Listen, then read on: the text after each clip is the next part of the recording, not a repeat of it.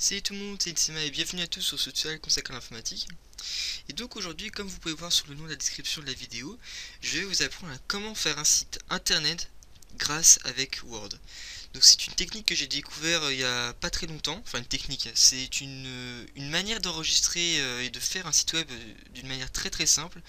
Je ne vais pas vous apprendre à coder parce que ça me prendra beaucoup de temps, mais pour les personnes qui souhaiteraient faire un portfolio ou un site qui répertorie, je sais pas, des articles de cinéma, un truc simple mais vraiment simplissime, et bah vous pouvez d'une manière vous pouvez le faire très simplement.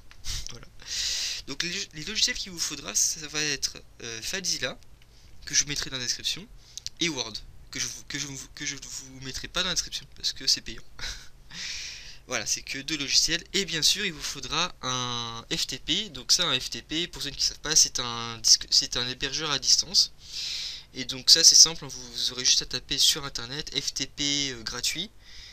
Et vous pourrez mettre vos fichiers grâce avec FileZilla. Donc, première chose à faire, c'est de lancer Word. Donc vous lancez Word, vous allez écrire, je sais pas, bonjour, bonjour, virgule, bienvenue sur mon portfolio. J'espère que vous entendez pas les touches quand je frappe. Ça nous serait un peu chiant à l'oreille.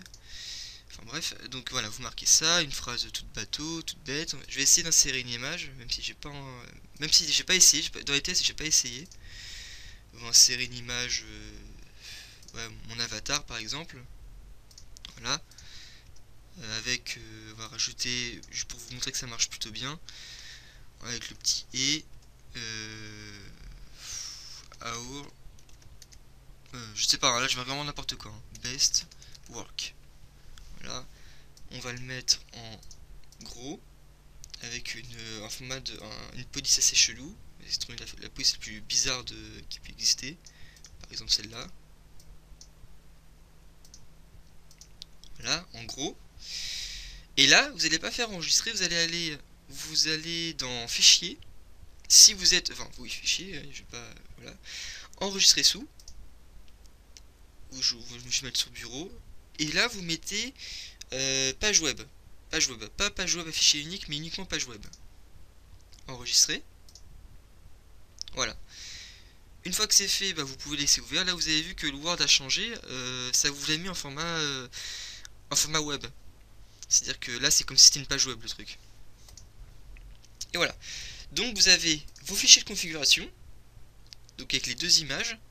Le mapping.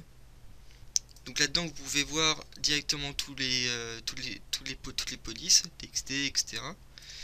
Ainsi que comment est fait l'arborescence du site. Voilà. Alors après, par contre, c'est bizarre qu'il m'ait mis deux images.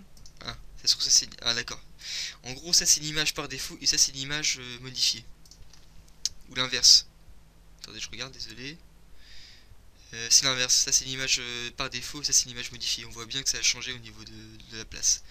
Enfin bref, donc ça c'est une fois ça c'est fait. Une fois que vous aurez fait ça, vous allez chercher un FTP. Donc moi, à l'occurrence, bon, AlterVista c'est un FTP que j'ai trouvé un peu en cherchant vite fait. Il me fallait un FTP plus technique pour faire cette vidéo, donc j'ai trouvé ça. C'est gratuit, hein, le site en espagnol. Hein. Je suis pas espagnol et je comprends espagnol, mais je comprends rien, je précise.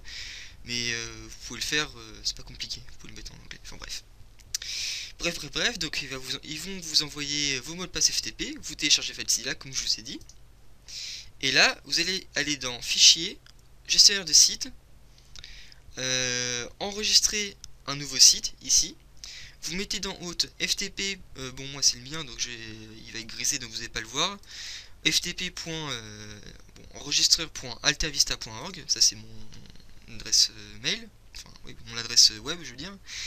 Là vous mettez dans type d'authentification normal. De base c'est mis sur anonyme. Là vous mettez vos identifiants et là votre mot de passe. Vous faites connexion une fois que vous avez tout rempli. Et là ça va se connecter.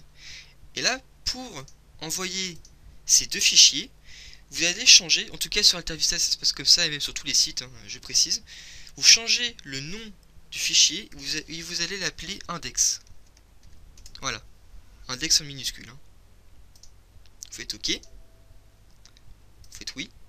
Ah ok, alors faut fermer Word pour faire ça. Normalement ça marche. Voilà, ça c'est bon. Donc le fichier a été renommé. Hein. Je vais pas le lancer maintenant, je peux déjà voir si ça marche, mais j'ai envie de vous faire le test vraiment en live. Donc vous prenez les deux fichiers, vous faites un glisser-déposer dans FileZilla et vous les mettez ici. Voilà. Vous attendez un petit peu que ça se charge. Ici vous avez le nombre. Voilà, c'est bon, c'est fait. Faites actualiser, hein, histoire de qu'il n'y ait pas de problème. Petite info, si il vous demande voulez-vous remplacer le fichier index qui se trouve dans dans le FTP de base, vous faites oui. Voilà.